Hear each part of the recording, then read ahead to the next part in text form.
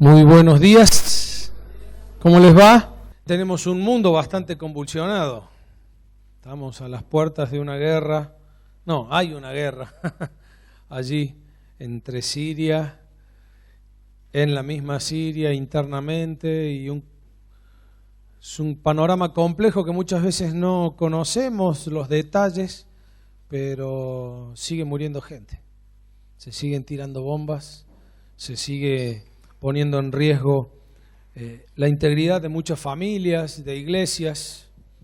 No nos olvidemos que también tenemos una representante nuestro dando vueltas por allí, no está cerquita, está en Estocolmo, no, en Estambul, estuvo esta semana Kim, está teniendo una experiencia bastante especial, conociendo misioneros y gente que está trabajando en estas zonas conflictivas, así que no nos olvidemos de orar por ella también, para que el Señor la sostenga y la fortalezca y ella pueda crecer y hacer todo lo que el Señor quiere para con ella.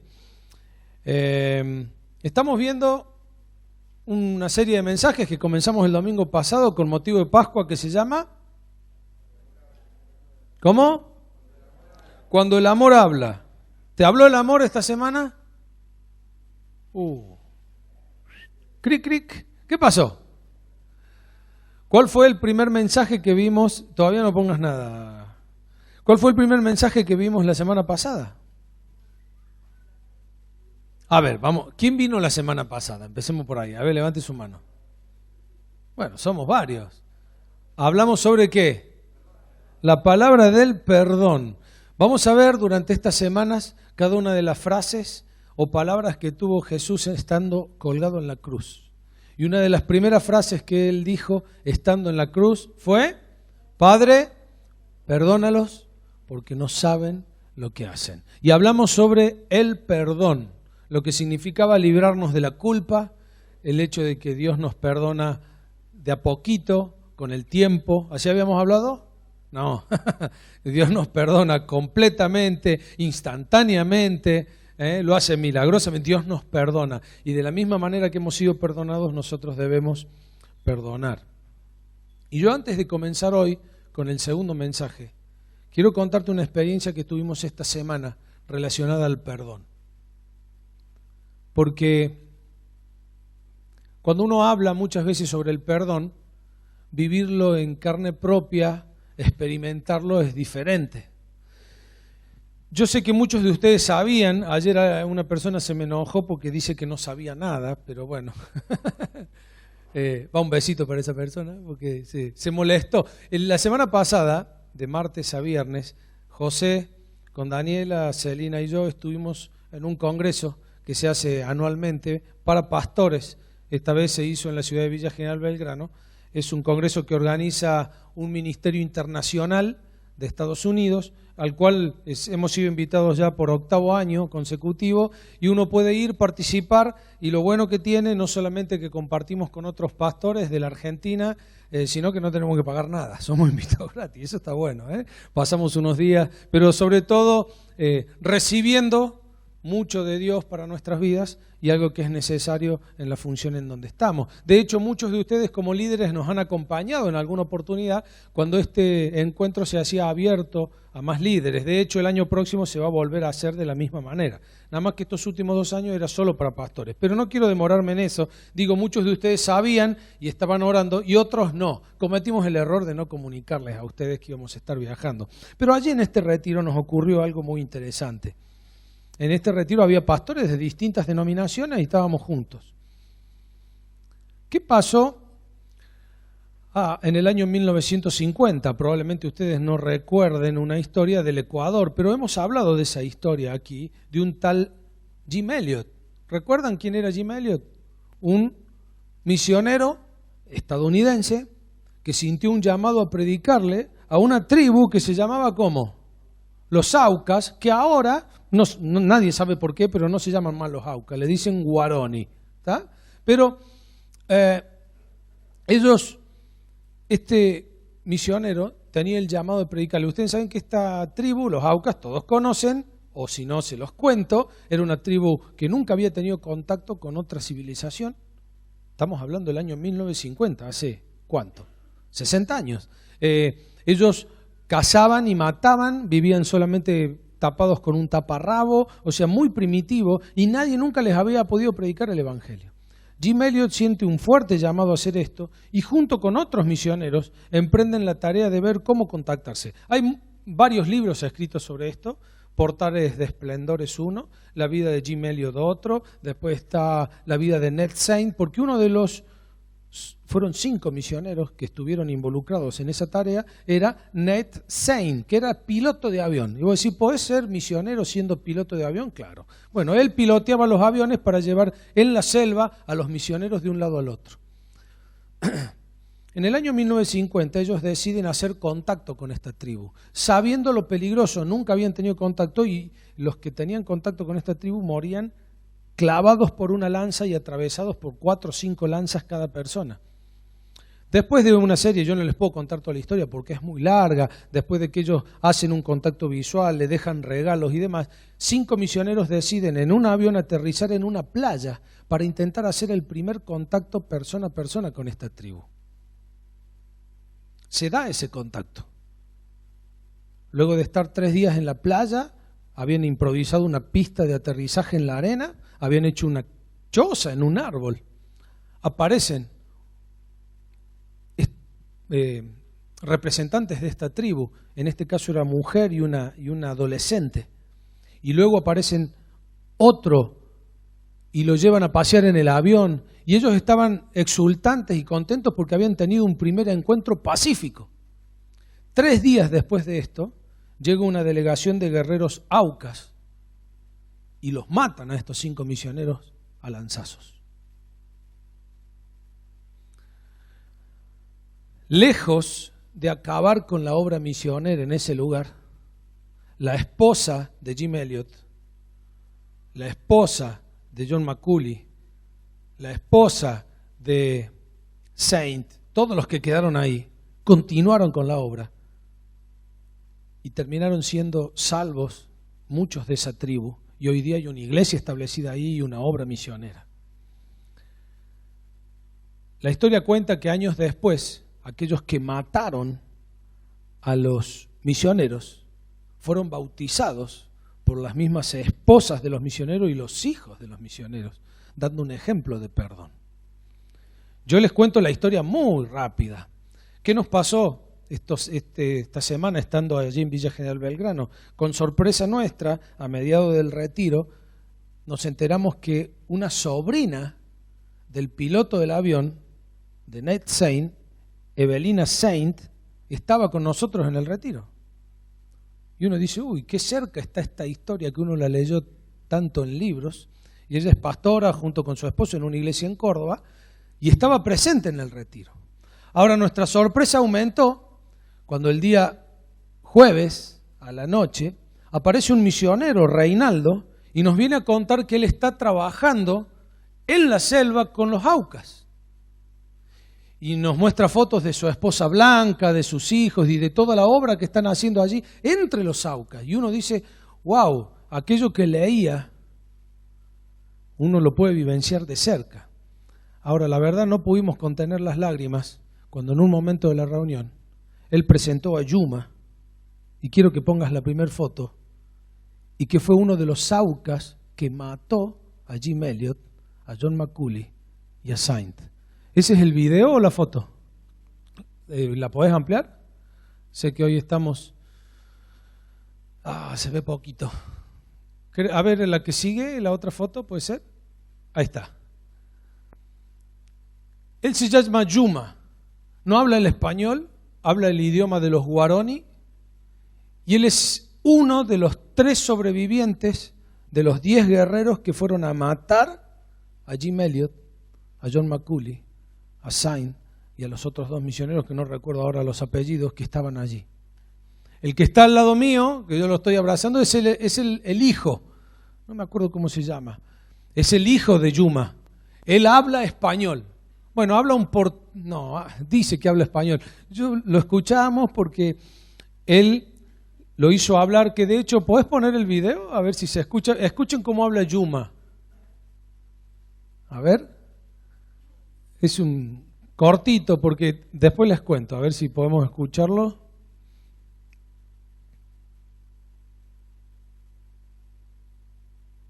Dale doble clic ahí, eso, ahí está.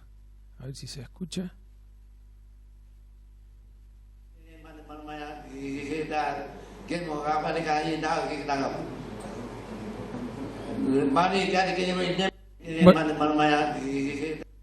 Así habla él, no se le entendía nada. Y estaba el hijo al lado, que supuestamente nos traducía. Y este hermano, tengo un video que dura más de 20 minutos, no lo puedo pasar. El que lo quiera, le paso un link de Drive, lo puede ver en su celular.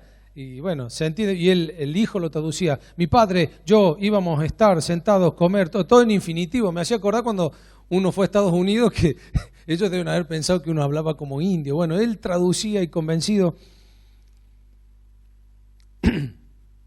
Ahora piensen en la escena. Estaba una de las sobrinas de Ned Saint y uno de los mismos asesinos en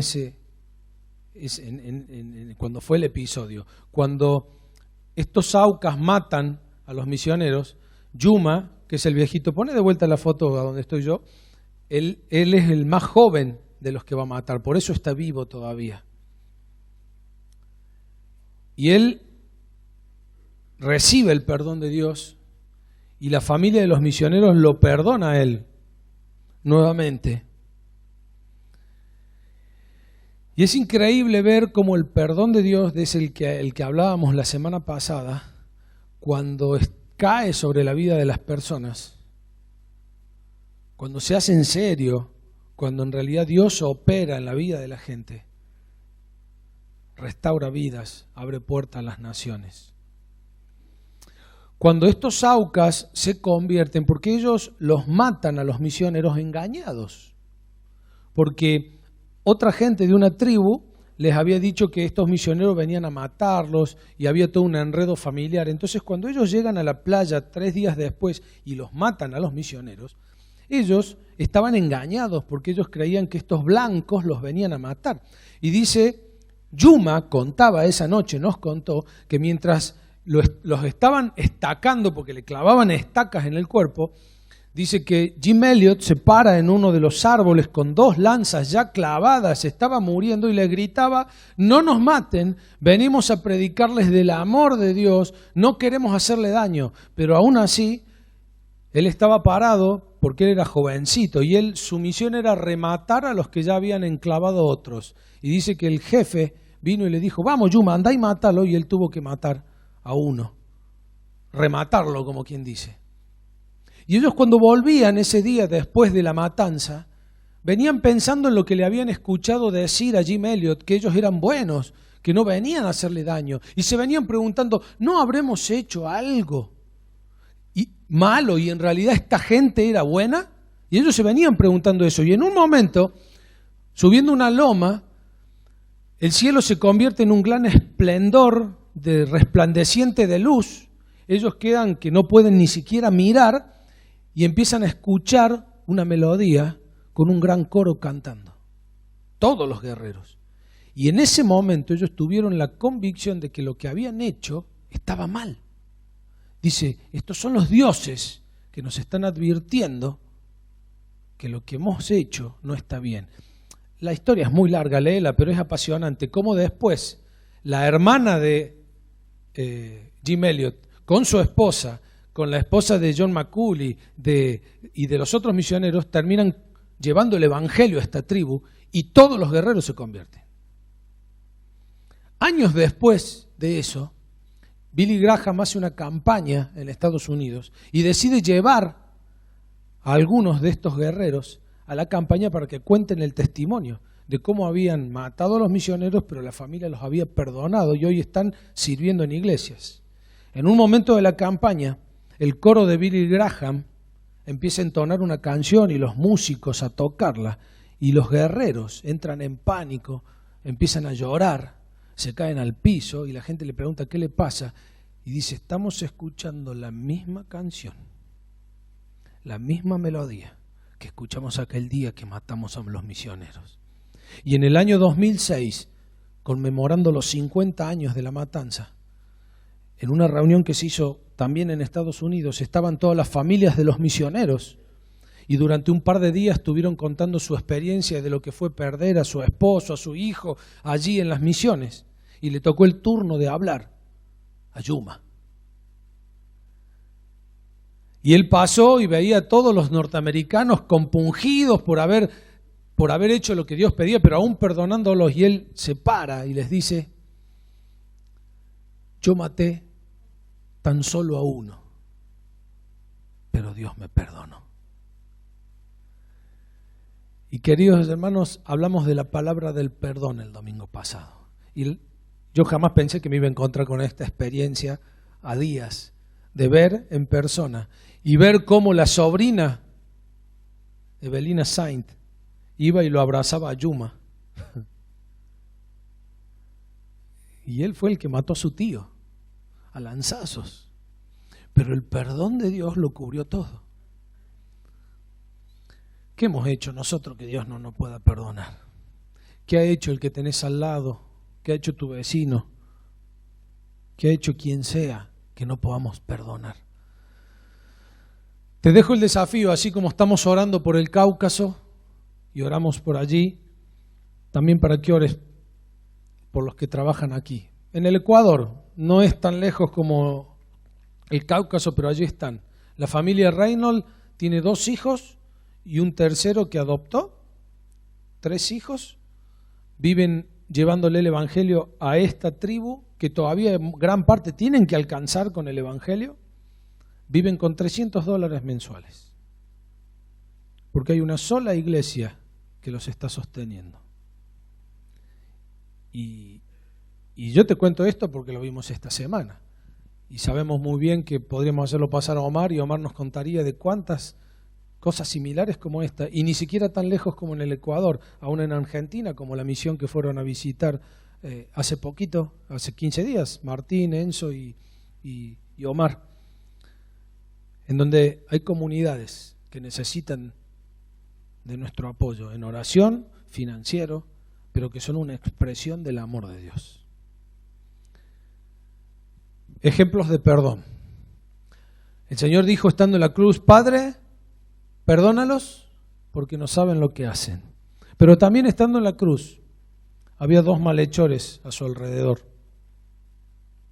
Y hoy vamos a hablar sobre la palabra de la seguridad.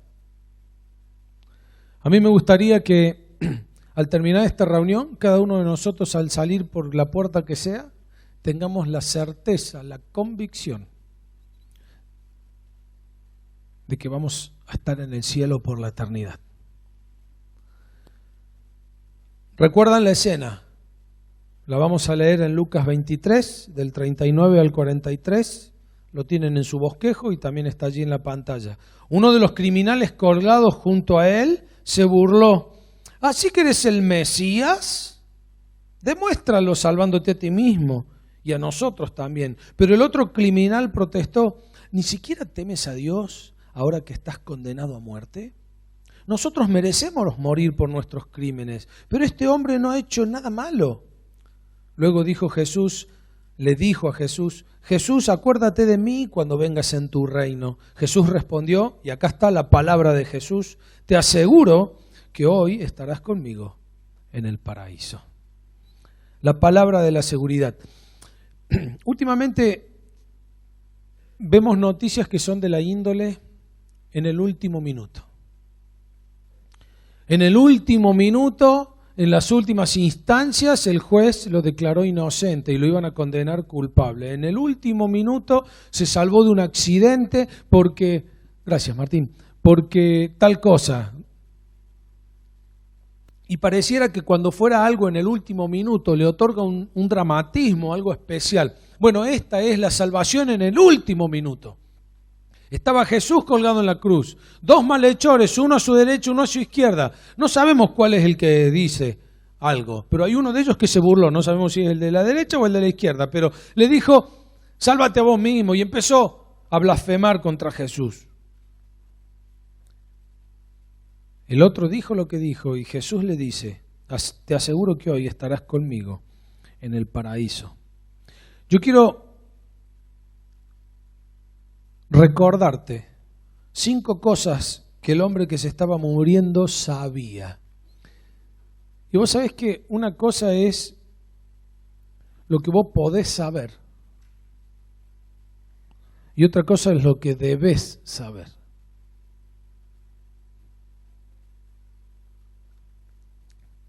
Vos podés saber que Dios es Dios, vos podés saber de Jesús, pero hay cosas que vos debés saber para ser salvo. Por eso cuando dice ahí la pregunta, ¿qué debo hacer para ser salvo? Son estas 5 cosas que el hombre colgado en la cruz sabía. Y espero que lleven la seguridad a tu vida para que en esta tarde, en esta mañana todos podamos salir convencidos de que somos realmente salvos. En primer lugar, este hombre colgado en la cruz sabía que se enfrentaría a Dios después de su muerte. Él sabía que se enfrentaría a Dios después de su muerte. Le dice al otro malhechor, ¿ni siquiera temes a Dios ahora que estás condenado a muerte? Él tenía conciencia de que en algún momento iba a tener que enfrentar a Dios y dar cuenta de sus actos. Fíjate, estoy condenado a muerte. ¿Quién lo estaba juzgando ahí? ¿Quién lo estaba ejecutando? La justicia humana. Él había transgredido una ley básica aún de Dios, no matarás, probablemente, o había robado, pero él estaba condenado a muerte. Y él le dice al otro malhechor, ni siquiera ahora que estás condenado a muerte, ¿le temes a Dios? Como diciendo, estás a unos minutos de encontrarte con Dios. ¿Por qué? Porque él sabía que se iba a enfrentar a Dios después de la muerte. Y este es el gran problema que muchos tienen hoy en día. Y si es tu problema o tu necesidad, espero que Dios te la advierta. Mucha gente vive pensando que se muere y ya está. Todo se acaba. No hay más allá. ¿Para qué me voy a hacer lío con esto de las creencias? No creo ni en la reencarnación, dice uno, no creo ni en la resurrección, no creo en nada. Me muero y ya está. Puf, listo. Y así viven la vida, quemando la vida, sin entender que en el más allá nos vamos a enfrentar con Dios. Dice la Escritura, cada persona está destinada a morir una sola vez. ¿Y qué dice? Y después vendrá el juicio.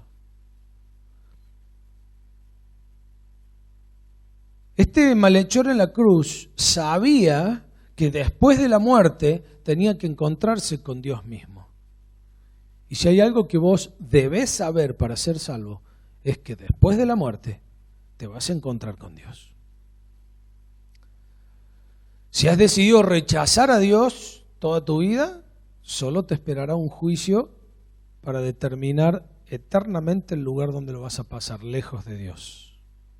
Si hemos aceptado el regalo divino de Jesús, no tendremos juicio, porque nuestros pecados han sido pagados por el Señor y vas a disfrutar de la presencia de Dios. Lo que este malhechor sabía que se iba a enfrentar con Dios, pero también sabía otra cosa, que había pecado en contra de Dios, que él había pecado en contra de Dios. Él dijo, nosotros merecemos morir por nuestros crímenes, le dijo al malhechor del lado. Yo creo que no hace falta ahondar mucho en este punto para recordarte que todos de una u otra manera hemos pecado. Y que si vos violás un solo mandamiento de la ley, sos un violador. Yo quisiera graficarte esto de la siguiente manera. Dios no tiene curvas de castigo, de pecado. O sea, no es que alguien entra al cielo porque en la curva de pecado tiene un puntaje y otro.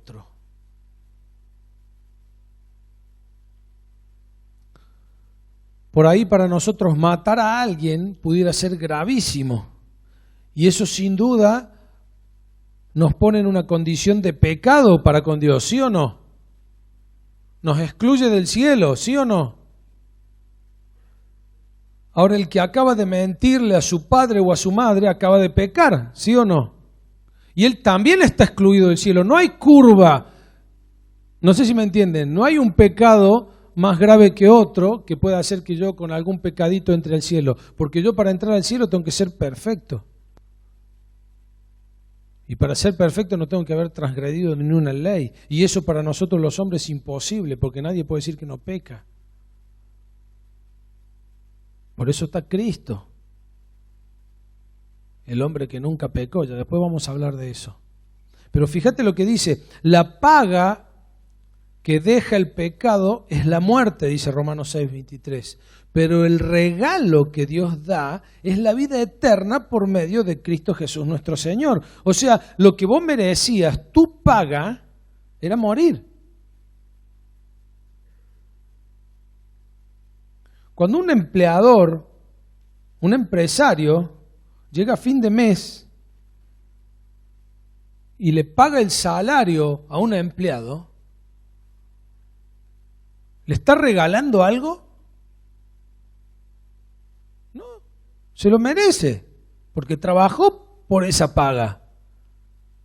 Ahora, distinto es si el empleador tiene un sobre extra y le da un regalo y le dice, che, este mes por tu esfuerzo te voy a dar un plus. Nuestra paga era no entrar al cielo, era morir. Pero el regalo de Dios es la vida eterna, ¿a través de quién? De Cristo Jesús.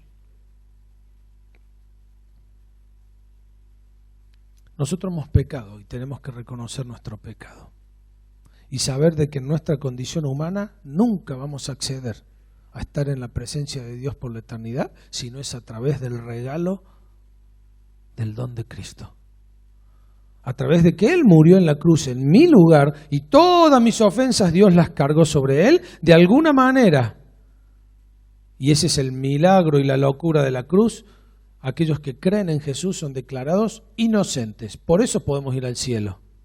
Pero no porque no hayamos pecado, porque en el cielo va a estar lleno de pecadores santificados, justificados por la obra de la cruz. No va a haber ningún pecador en el cielo que no haya pasado por la cruz de Cristo. Pero nosotros, para acceder al beneficio de la cruz, de ser declarados inocentes, tenemos que confesar nuestros pecados. Y este hombre, estando allí, reconoce que había pecado y dice, nosotros merecemos morir por los crímenes que hemos hecho. Pero también tenía muy en claro este hombre que Jesús era más que un hombre. En Lucas 23:41 dice, pero este hombre no ha hecho nada malo. Qué interesante. Nos dice, este hombre fue muy bueno toda su vida. Este hombre que está muriendo al lado nuestro hizo lo mejor que pudo y es más bueno que nosotros. No, no dijo eso. Dijo, este hombre nunca hizo nada malo. Ahora, mencióname a alguien que haya vivido en la tierra, o que viva, o que va a vivir, que no haga nada malo.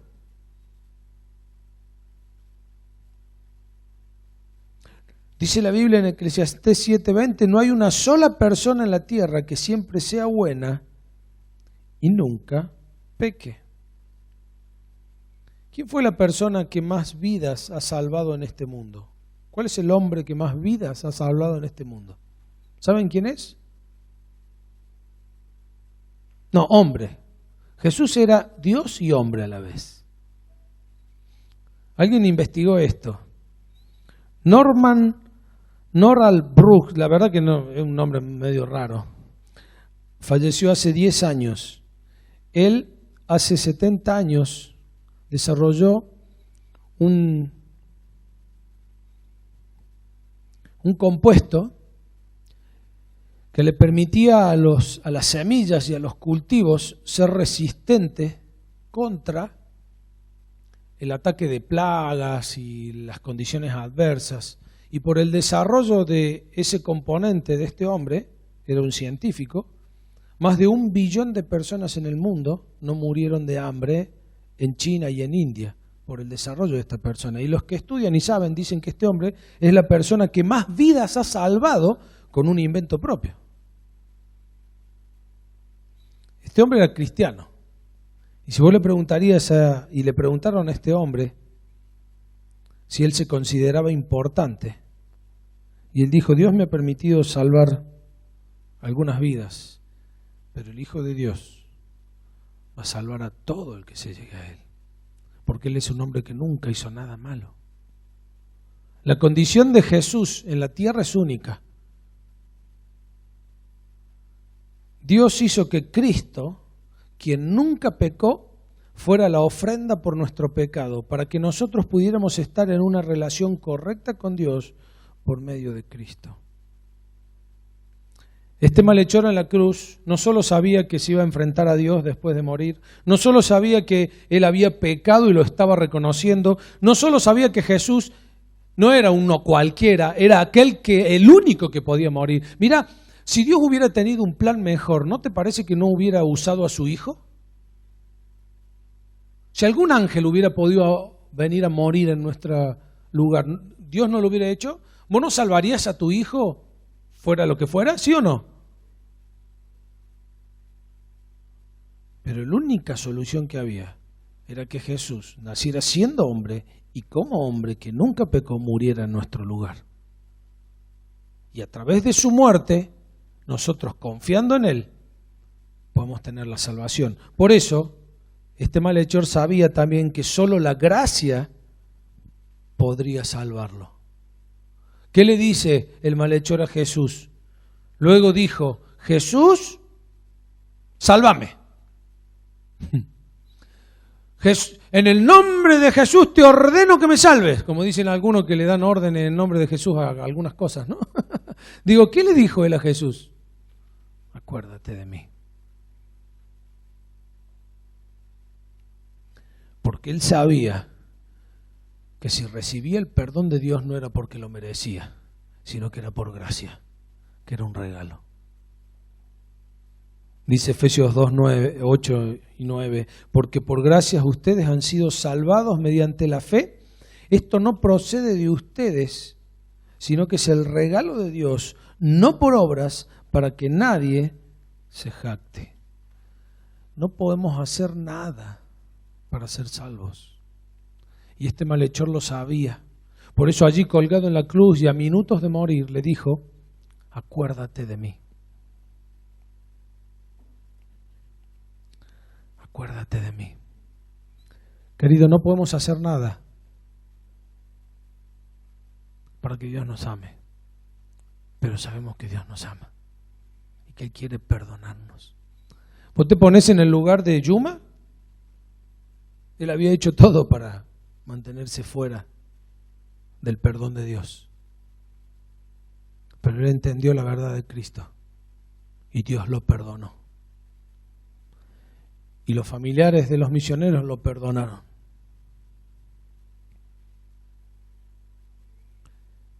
Pero este hombre también sabía, no solo que él iba a ser salvo por gracia, sino que Jesús lo salvaría si se lo pedía.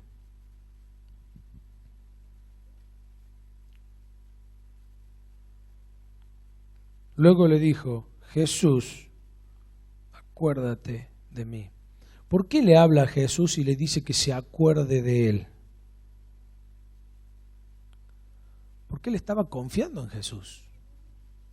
¿No le hubiera pedido a Jesús que se acordara de Jesús si él no tenía fe en lo que le estaba pidiendo a Jesús? ¿Vos cuando has ido a pedir el favor a alguien alguna vez? Sí, ¿no? Y le has tenido que decir: che, acordate de lo que te dije. ¿Y por qué se lo pedís o se lo decís? Porque sabés que la persona a quien vos le estás pidiendo tiene el poder para hacerlo. Y vos estás rogando su gracia, su favor, para que lo haga, ¿sí o no? Entonces, en esto de pedir, no solo él aceptaba que iba a ser salvo por gracia, sino que estaba teniendo fe en lo que le estaba pidiendo. Porque si no, no le hubiera dicho nada a Jesús. Y él le dijo: acuérdate de mí.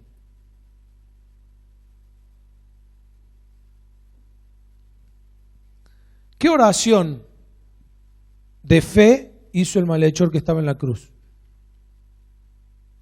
A ver, para aquellos que tienen una recetita que para ir al cielo hay que decir una oración de fe, ¿sí o no?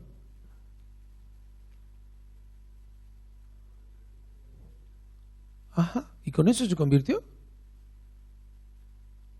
¿Cómo no? ¿Cómo estudiar la Biblia en serio nos cambia los esquemas que tenemos? A veces nosotros creemos que para ser salvo hay que levantar la mano en una reunión, hay que llenar la tarjetita, la respuesta de ahí, hay que poner una cruz, a ver, yo te voy a hacer la oración de fe y hablamos de que tenemos que decir que nos arrepentimos, que los pecados, que nos justifique, que tenemos un choclo de regla. ¿Y cómo se salvó el malhechor? Jesús, acuérdate de mí.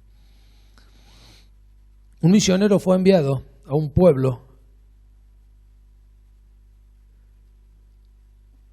en la selva, ahí en Centroamérica. Este misionero iba con el desafío de traducir un evangelio a la lengua de la tribu en donde iban a estar, porque no tenían la Biblia en su idioma. Y este misionero fue allí y trabajó durante 8 años en la traducción del Evangelio de Marcos. Y durante su estadía allí, con su familia y demás, en 8 años, que él no solo iba traduciendo, sino que predicaba en el idioma, no se convirtió nadie. Nadie de la tribu.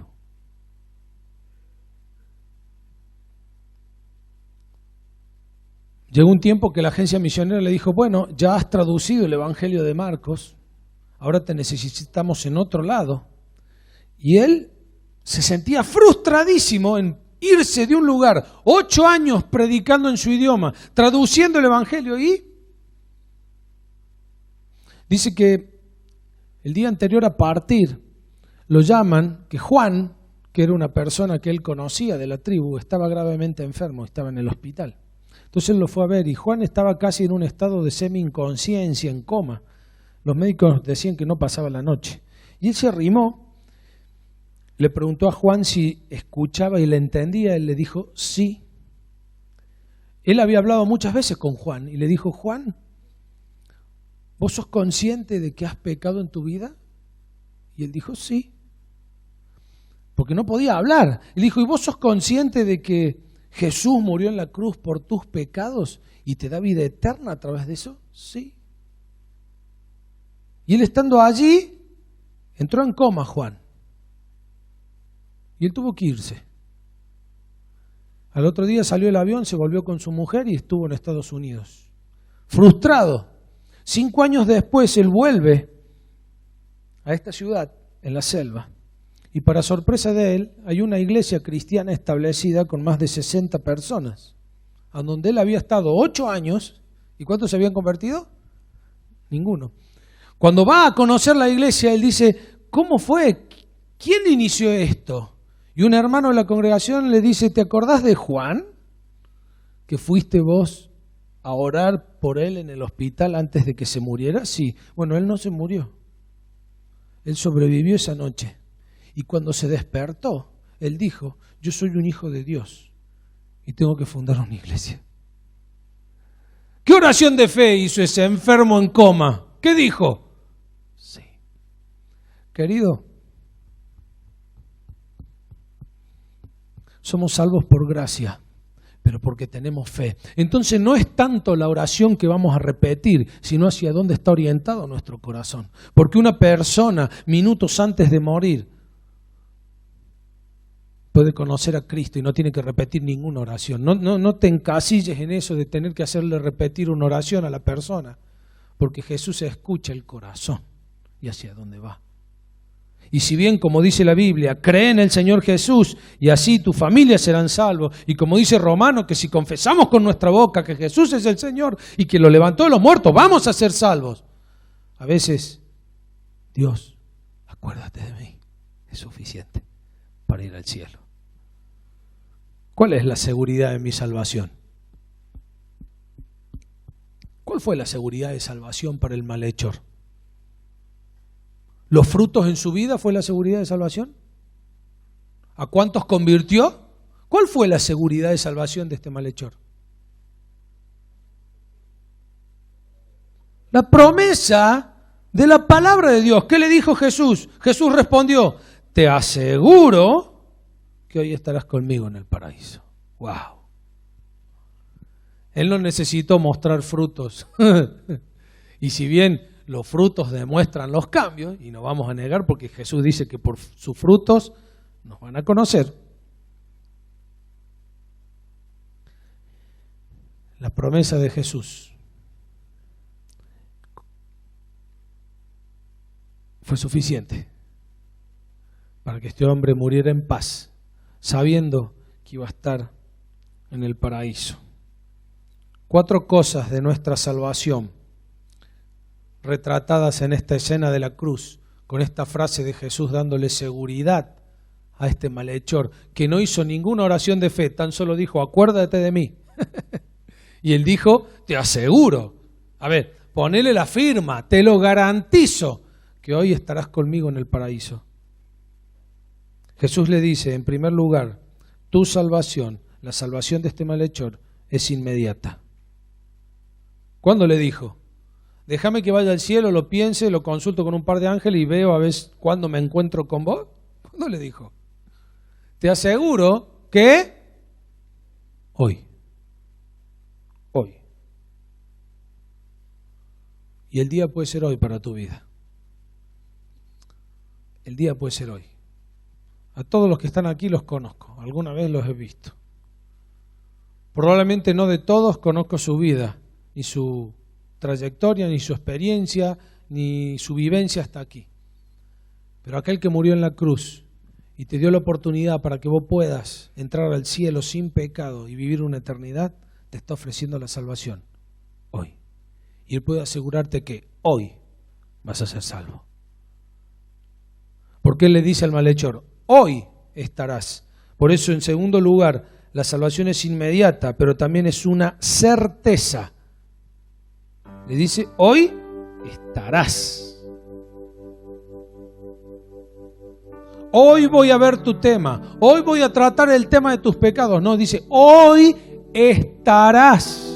Le da certeza. Y yo quiero decirte que si hay una confesión sincera de tu parte, si vos entendés el mensaje de salvación, no hay un después, hay un hoy para Dios. El hoy te perdona, el hoy te restaura, el hoy te hace nuevo. La salvación es una relación, porque Jesús le dijo, hoy te voy a llevar al paraíso, hoy vas a estar junto con otros. ¿Él qué dice? Hoy estarás conmigo.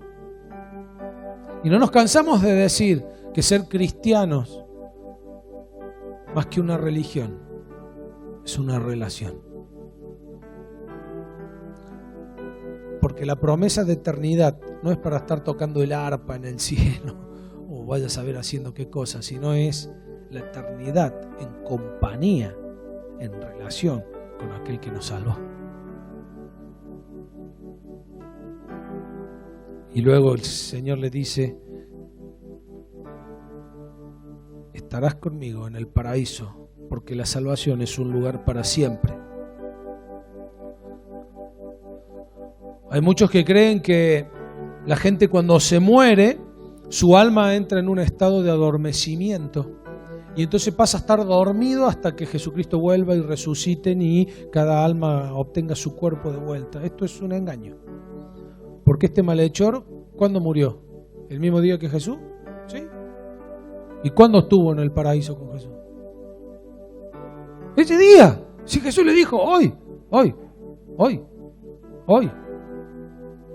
Jesús después, no sé, habrá estado con este malhechor el viernes, y el domingo ya tuvo que resucitar.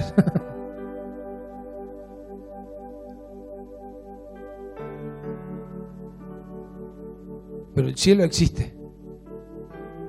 Y hay un lugar que está preparado para nosotros, en el cual vamos a vivir eternamente en una relación con nuestro Dios. ¿Cómo puedo ser salvo? 2 Corintios 6:2 dice, este es el momento preciso, hoy es el día de salvación.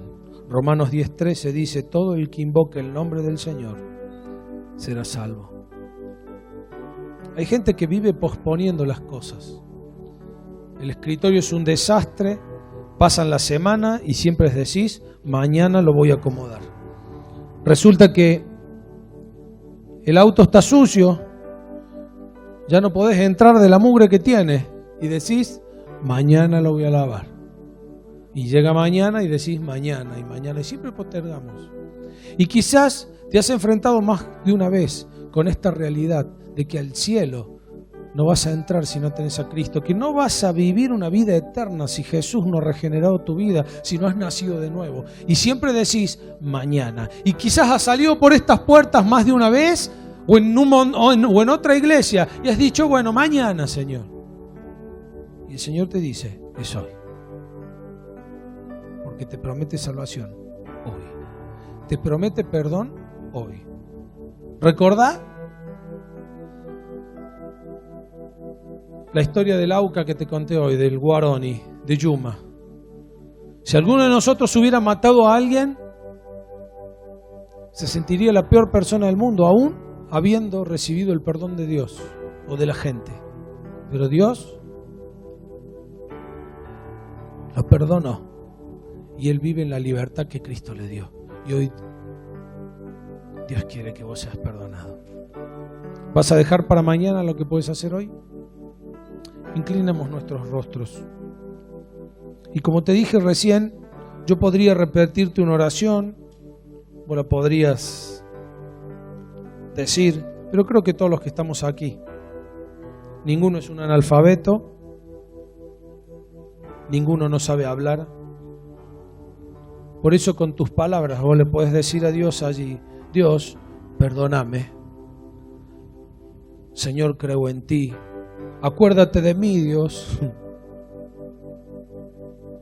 Quiero ser salvo. No sé cuál será la frase que te va a introducir al cielo, pero Dios está mirando la dirección de tu corazón, sin importarle si tus palabras son las correctas o no. Si ya tenés al Señor en tu corazón, dale gracias, porque por la promesa de Él, vos sos salvo. Su palabra dice que si has confiado en Él, tenés vida eterna. Y ya no vas a venir a condenación, sino que has sido levantado para vida nueva.